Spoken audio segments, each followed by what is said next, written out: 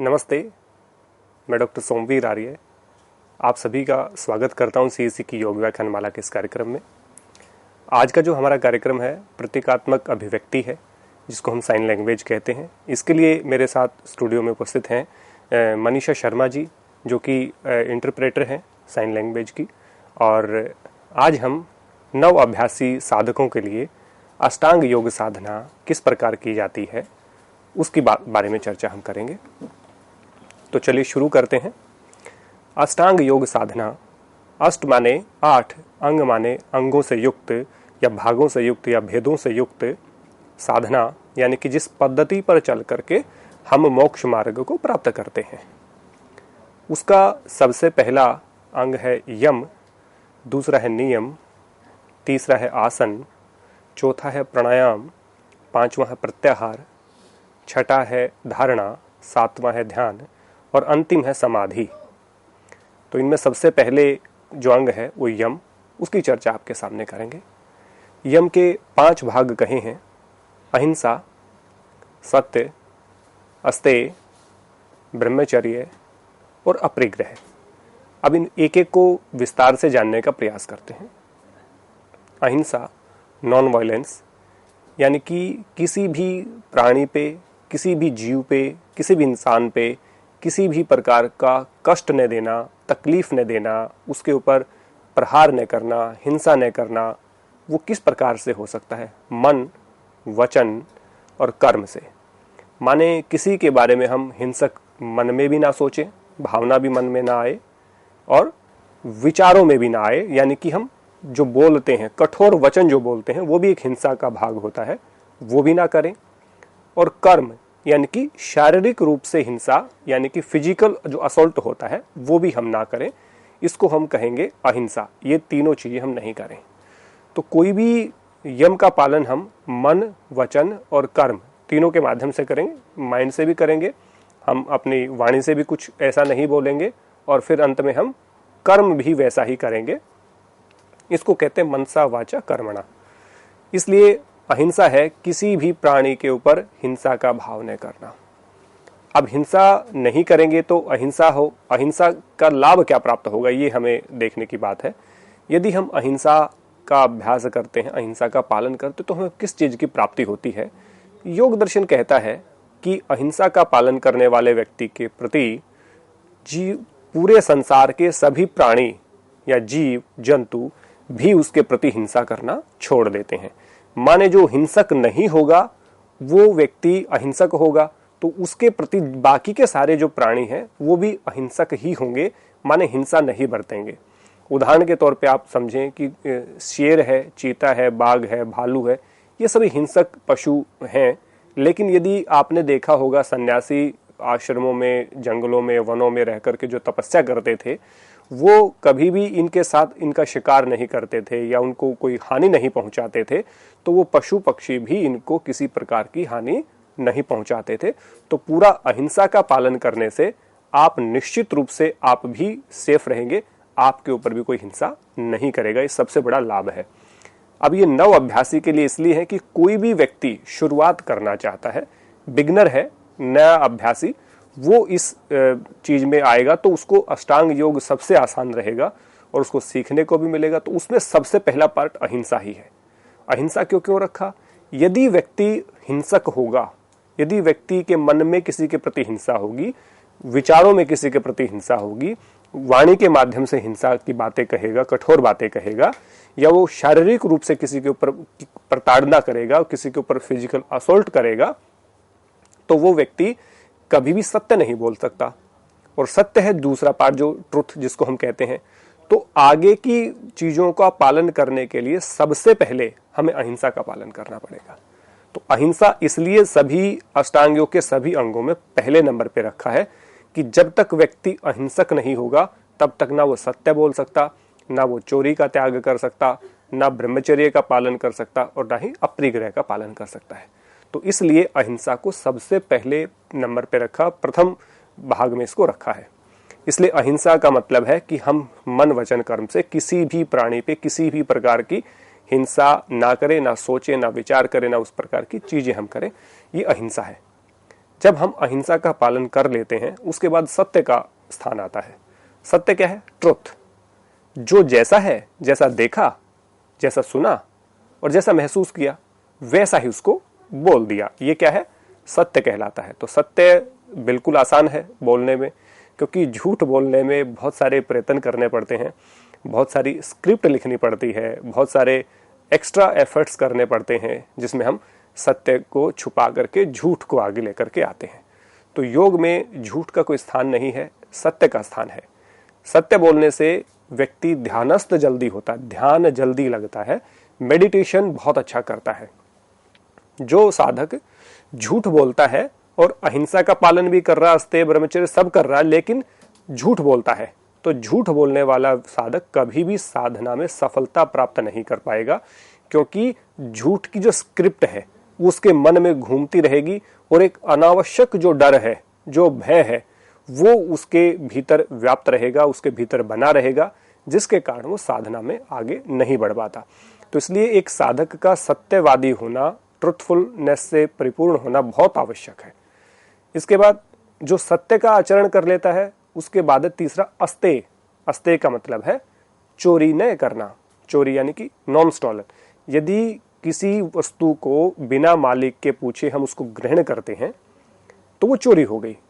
किसी भी वस्तु को मन से, वचन से, कर्म से, आपने किसी वस्तु को देखा और आपको लगा कि बहुत अच्छी वस्तु है और मैं इसको ले लेता हूं, बिना उसके मालिक के पूछे, बिना उसके ऑनर से पूछे, परमिशन लिए, विदाउट परमिशन, वो चोरी हो जाएगी। और उस चोरी का त्याग करने को कहते हैं अस्तेय। यानी कि जब चोरी बिल्कुल छोड़ देते हैं वो अस्तेय कहलाता है। और जो स्तेय है, स्तेय का मतलब चोरी होता है, अस्तेय मतलब चोरी का त्याग। जैसे हिंसा यानी कि प्रताड़ना करना और अहिंसा यानी कि प्रताड़ना से रहित। इसलिए अस्तेय है कि बिना किसी मालिक के पूछे उसकी वस्तु को न लेना, ना मन में ऐसा सोचना, हमने देखा किसी का मोबाइल बहुत अच्छा है तो क्यों ना उसको उठा लिया जाए, ऐसा सोचा, उठाया नहीं है। लेकिन वचन से मैंने किसी को कहा कि भाई फला व्यक्ति का मोबाइल बहुत अच्छा है और वो यहाँ रख करके ऐसे ही चला जाता है, तो क्या मैं उसके मोबाइल को उठा लूं? तो ये मैंने वचन से बात कही, चोरी की। उसके बाद कर्म, मैंने उस फोन को उठा लिया, ये कर्म है। तो मनसा वाचा करना, मन वचन कर्म की का अनुपालना यहाँ पर भी होगी।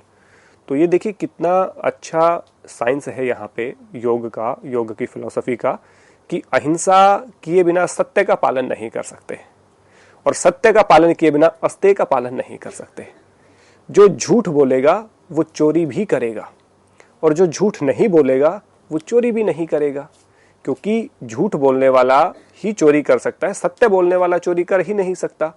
किसी ने उसका कुछ उठाया, फोन उठाया, किसी का पर्स उठाया, किसी के पैसे उठाए और किसी ने पूछा कि आपने मेरे पैसे उठाए, वो कहेगा हाँ मैंने उठाए, तो पकड़ा जाएगा। तो पकड़े जाने के भय से झूठ बोलता है व्यक्ति। लेकिन जब उसने सत्य के पालन का प्रण ले लिया, संकल्प ले लिया, तो व्यक्ति चोरी कर ही नहीं सकता। तो इसलिए पहले अहिंसा को रखा, फिर सत्य को रखा, फिर अस्तेय को रखा, यानी कि चोरी का त्याग कर देना।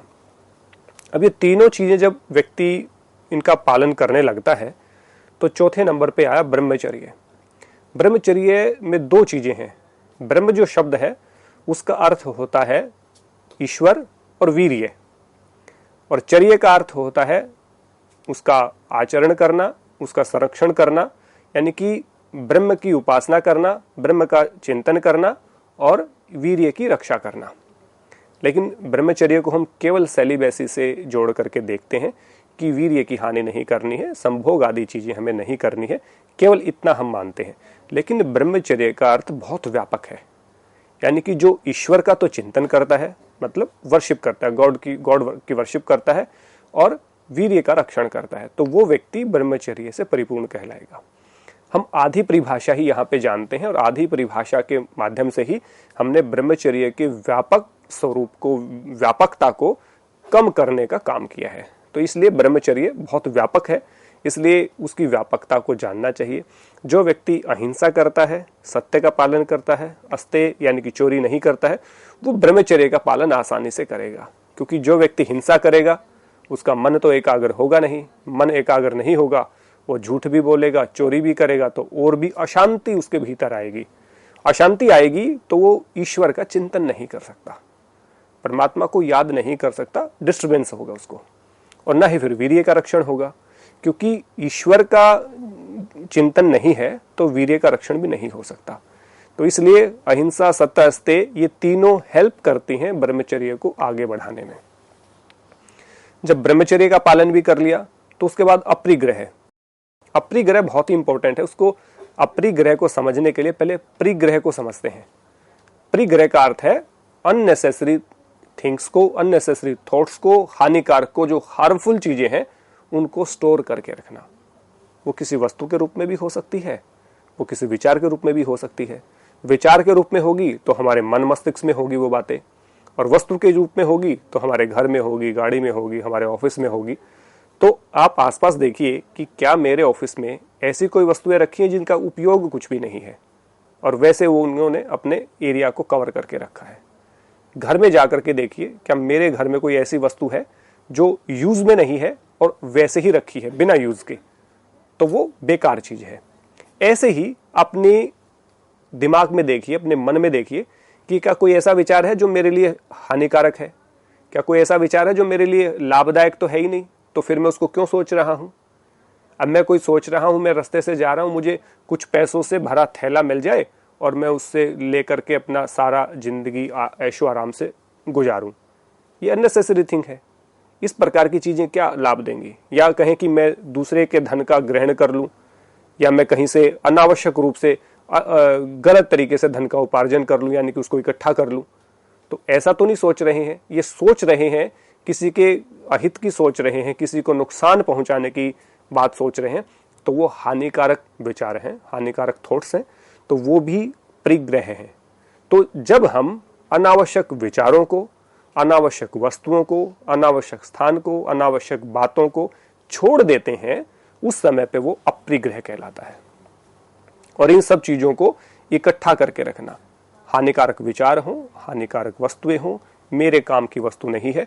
तो आप देखिए जब भी घर में अनावश्यक सामान होता है तो वो क्या करता है, दुर्गंध पैदा करता है, उसमें मच्छर, मक्खी, कीड़े मकोड़े ये आदि पैदा होते हैं।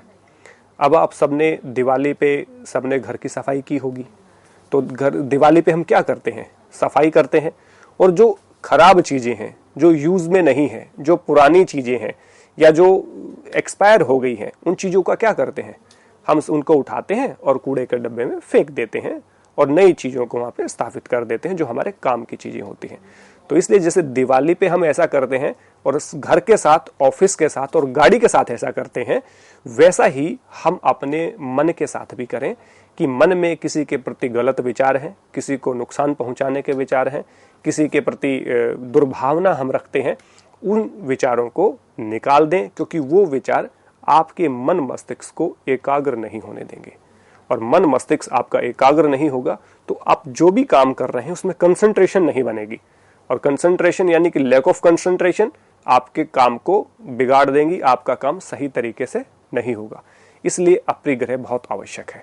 तो यम जो कि पहला पार्ट है अष्टांग योग का 8 अंगों में, तो उसके 5 अंग ये हमने डिस्क्राइब किए, जिसमें अहिंसा, सत्य, अस्तेय, ब्रह्मचर्य और अपरिग्रह को रखा। अहिंसा, सत्य, अस्तेय, ब्रह्मचर्य और अपरिग्रह ये पांचों के पांचों सबसे पहले पालन करने योग्य हैं, और इनका सीक्वेंस भी है। बहुत सारे व्यक्ति पहले सत्य को बोलते हैं कि सत्य अहिंसा, जबकि अहिंसा और सत्य है, यानी कि जो अहिंसा करेगा वो सत्य बोलेगा, वही अस्तेय यानी कि चोरी का त्याग करेगा, वही ब्रह्मचर्य का पालन करेगा, और वही अपरिग्रह का पालन आसानी से कर सकता है। तो इसलिए हमारे ऋषियों की पुरातन सनातन जो परंपरा है, जो हजारों हजारों साल से चली आ रही है, और हजारों साल से ये योग साधना, ये सीक्वेंस आज भी उतना ही प्रमाणिक है, आज भी उतना ही ऑथेंटिक है जितना कि पहले था। तो इसलिए अहिंसा, सत्य, अस्तेय, ब्रह्मचर्य, अपरिग्रह को का पालन करें, सीक्वेंस में पालन करें, और उसके बाद आप यम में परफेक्शन हासिल करेंगे और आप योग साधना में आगे बढ़ेंगे। अब हम दूसरे उसकी चर्चा करते हैं, नियम की, जो कि अष्टांग योग का दूसरा अंग है। इसके भी 5 भाग कहे हैं नियम के।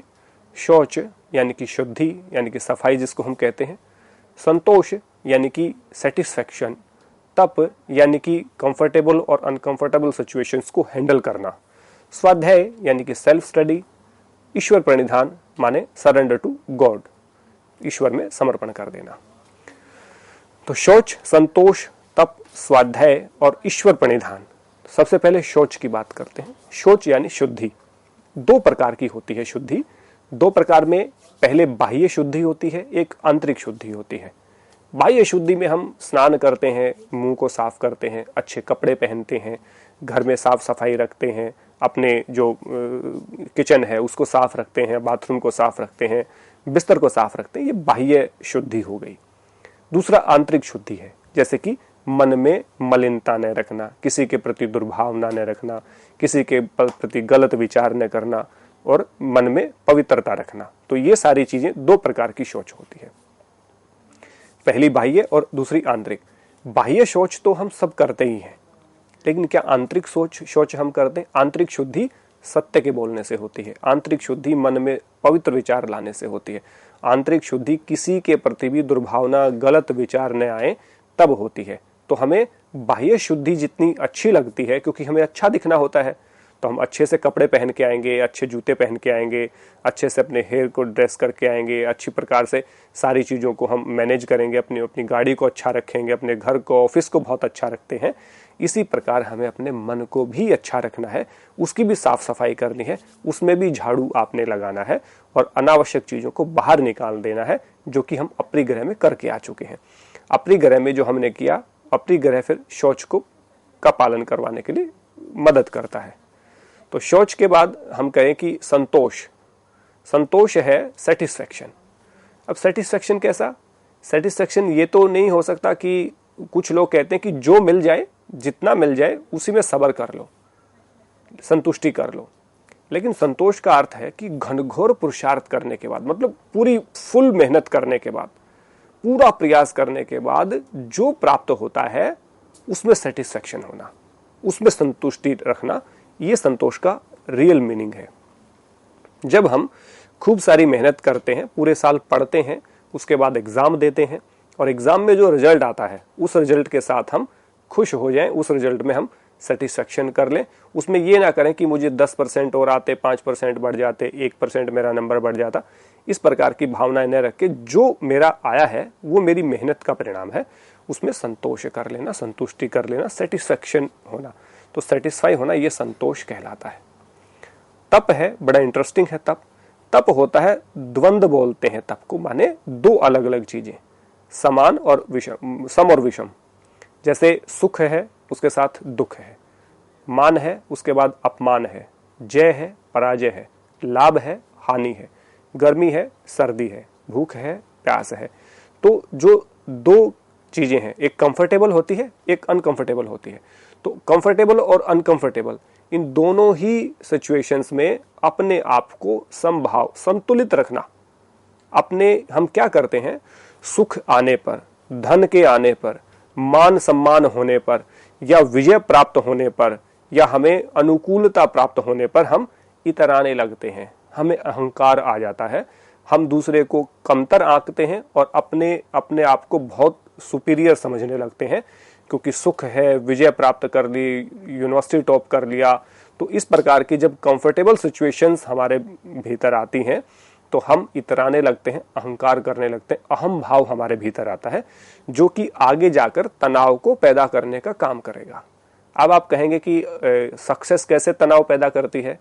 कि जब भी लाइफ में आपको विफलता मिलेगी, सक्सेस नहीं मिली और आप सक्सेस से चूक गए, यानी कि आपको दुख मिला, तकलीफ मिली, आपकी हानि हो गई, नुकसान हो गया, व्यापार में लॉस हो गया, आपका अपमान हो गया कहीं पे, आपको भूख लगी है, आपको प्यास लगी है, आप परेशान हैं किसी बात को लेकर के, तो उस समय पे ये देखना पड़ेगा कि जब आपके पास कंफर्टेबल सिचुएशन थी तब आपने अहंकार किया था कि नहीं, जब आपने अहम भाव आया था कि नहीं। यदि उस समय पे अहंकार और अहम भाव नहीं आया तो निश्चित रूप से बुरे समय में, बुरे दौर में, हार में, दुख में, हानि में, तकलीफ में आप कभी भी तनाव में नहीं जाएंगे। हम सबसे बड़ी गलती यही करते हैं, सुख आने पर अहंकार पैदा कर लेते हैं और दुख आने पर तनाव पैदा कर लेते हैं। दोनों ही सिचुएशन खराब है। ना तो सुख में अहंकार आना चाहिए और ना ही दुख में तनाव आना चाहिए। तो आपके तनाव को दूर करने के लिए आपके अहंकार को दूर करना जरूरी है। यदि सुख में अहंकार आ गया तो वो निश्चित रूप से आप उसी दिन अपने आप को बाउंड कर देते हैं कि जब भी बुरा दौर आएगा तो मुझे तनाव आएगा ही आएगा, क्योंकि मैंने अहंकार कर लिया, अहम भाव आ गया मेरे को कंफर्टेबल सिचुएशन को देख करके। तो इसलिए उस कंफर्टेबल सिचुएशन में हम अहंकार को पैदा करके उसमें अनकंफर्टेबल सिचुएशन में हम तनाव को आमंत्रित करते हैं, इनवाइट कर लेते हैं। तो तप का काम है दोनों सिचुएशंस में सम रहना। सुख है उसको भी डाइजेस्ट करना, दुख है उसको भी डाइजेस्ट करना। देखिए दोनों ही परमात्मा के दिए हुए हैं। ये नहीं कि सुख तो परमात्मा ने दिया और दुख हमने किसी व्यक्ति ने दे दिया। दुख और सुख का माध्यम व्यक्ति होते हैं, वस्तुएं होती हैं, संसाधन होते हैं, लेकिन उनको देने वाला तो परमात्मा है, ईश्वर है। तो जब दोनों चीजें ईश्वर ने दी हैं तो उन दोनों का समान रूप से स्वागत करो और उनको डाइजेस्ट करो। ये तप है। स्वाध्याय चौथे नंबर पे सेल्फ स्टडी सबसे अच्छा इवेंट है, सबसे अच्छा ये भाग है, क्योंकि स्वाध्याय सेल्फ स्टडी यानी कि अपना स्वयं का अध्ययन करना, और जो मोक्ष प्रदान करने वाले जो ग्रंथ हैं, हमारे टेक्स्ट हैं, जो स्क्रिप्चर्स हैं, उनको पढ़ना, जो हमें मुक्ति की तरफ लेकर के जाए। मुक्ति की तरफ लेकर के जाने वाले पाठ्यक्रम या उससे जुड़ी सामग्री, स्वाध्याय, उनका स्वाध्याय करना और खुद का अध्ययन करना। मैं कौन हूं, क्या कर रहा हूं, मुझे क्या करना चाहिए और मुझे क्या नहीं करना चाहिए। डूज एंड डोंट अपने देखना, आत्म अवलोकन करना। रात को सोने से पहले अपना स्वाध्याय करिए, खुद का स्वाध्याय करिए। पूरे दिन में मैंने क्या काम किया, क्या करना चाहिए था जो नहीं किया, क्या ऐसा कर दिया जो नहीं करना चाहिए था। इस तरह के विचार करते हैं। और कोई भी अच्छी बुक, वेद है, उपनिषद है, गीता है, दर्शन है, उसको पढ़ने की आदत डाल लें तो आपकी एक फिलॉसफी है जो स्ट्रांग होती चली जाएगी। वो स्वाध्याय है। तो स्वाध्याय करना नियम का चौथा भाग है। अब इसके बाद आता है ईश्वर प्रणिधान, सरेंडर टू गॉड। जब हम ईश्वर को सर्वे सर्वा मानते हैं, पूरी सृष्टि, पूरी प्रकृति, आत्मा, सब कुछ सब अधीन है किसके? ईश्वर के। तो पूरी प्रकृति, पूरा जो सिस्टम है, पूरा जो संसार है, पूरा जो ब्रह्मांड है, वो ईश्वर के अधीन है। ईश्वर ही उसका क्रिएटर है। तो उस क्रिएटर के प्रति अपने सभी कर्मों को समर्पित कर देना और किसी प्रकार की फल की इच्छा ना करना, एक्सपेक्टेशन ना करना। Without expectation surrender to God कर देना ईश्वर प्रणिधान कहलाता है। जैसे एक छोटा बच्चा अपने आप को समर्पित कर देता है माता पिता, बड़े भाई के प्रति, और वो उसको हवा में उछालते हैं और वो फिर उसको कैच कर लेते हैं तो वो हंसता है। उसको ये नहीं पता होता कि यदि हाथ से छूट गया तो नीचे गिरोगे तो दुर्घटना हो सकती है, क्योंकि वो पूरी तरह से समर्पित है अपने माता के पिता के प्रति और अपने बड़े भाई के प्रति जो उसको खिला रहा है। तो इस प्रकार जैसे एक बच्चा समर्पण करता है, वैसे ही अपने सभी कर्मों का समर्पण ईश्वर में कर देना, ये ईश्वर प्रणिधान कहलाता है। तो इस व्याख्यान में हमने जाना अष्टांग योग के 2 अंगों को। पहला यम, दूसरा नियम। यम में अहिंसा, सत्य, अस्तेय, ब्रह्मचर्य और अपरिग्रह को जाना। नियम के अंतर्गत हमने शौच, संतोष, तप, स्वाध्याय और ईश्वर प्रणिधान को जाना। आशा करते हैं ये व्याख्यान आपको पसंद आया होगा। इस व्याख्यान में इतना ही। सबको नमस्ते।